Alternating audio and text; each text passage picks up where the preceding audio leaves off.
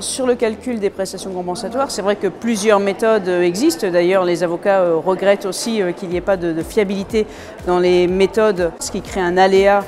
pour la personne qui soit est en demande, soit va être débiteur de cette prestation compensatoire. Le rôle de l'IA dans le calcul de la prestation compensatoire permet d'aller beaucoup plus vite que ce qui se fait actuellement. Actuellement, on a déjà des moteurs de recherche qui permettent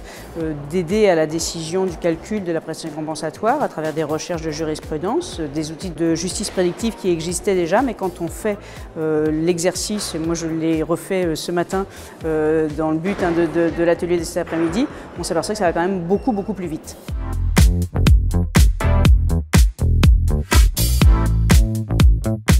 Alors, s'agissant des pensions alimentaires, les choses sont un petit peu différentes puisque autant sur la prestation compensatoire, on est sur des échelles de valeur qui sont beaucoup plus importantes et qui font rentrer beaucoup plus de critères dans le cadre du calcul de la prestation compensatoire. S'agissant des pensions alimentaires, on a malgré tout un barème qui est un barème indicatif. Nous a-t-on dit ce matin lors de la plénière que le législateur voulait le faire évoluer vers un barème impératif, donc ce qui n'est pas souhaité par la profession d'avocat, mais l'échelle de valeur étant moins importante, l'utilisation de l'IA sera pertinente pour un gain de temps, mais qui sera beaucoup plus relatif qu'en matière de fixation de prestations compensatoires.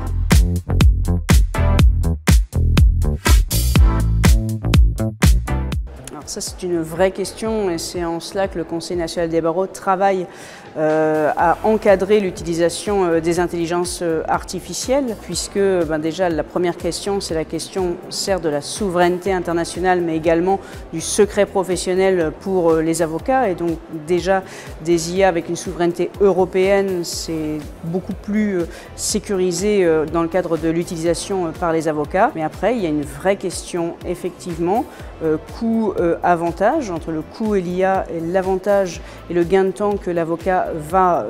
obtenir et les conséquences également sur l'environnement, puisqu'on sait que c'est une source de pollution importante et que quand on s'amuse à appréhender une IA, ChatGPT ou autre, avec des questions pour voilà, s'amuser un peu et faire une démonstration, on pollue en faisant ce genre de choses. Donc il y a une vraie responsabilité des avocats dans l'utilisation des outils d'intelligence artificielle et globalement de tous les outils numériques.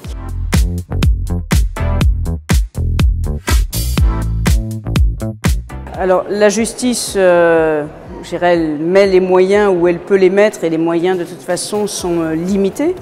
comme pour toutes les administrations françaises, surtout dans le contexte que l'on connaît actuellement. Mais il y a aussi un encadrement très strict de l'utilisation de l'IA dans le domaine de la justice par l'IA Act qui interdit d'utiliser l'intelligence artificielle dans tout ce qui concerne la prise de décision. Et actuellement, des discussions que nous avons avec la chancellerie, l'utilisation de l'IA et la notion de prise de décision est appréhendée assez largement, ce qui fait que les magistrats aujourd'hui ont un encadrement beaucoup plus strict encore dans l'utilisation de l'IA que pour les avocats.